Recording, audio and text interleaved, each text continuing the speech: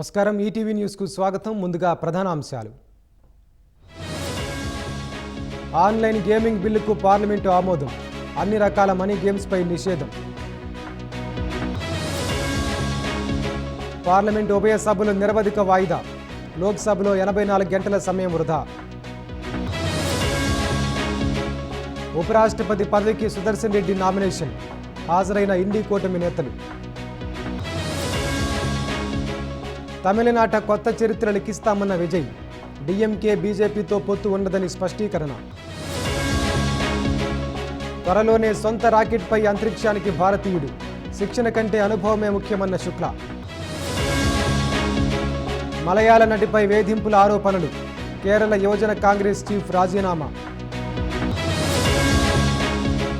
ఉక్రెయిన్పై క్షిపణులు, డ్రోన్ల వర్షం.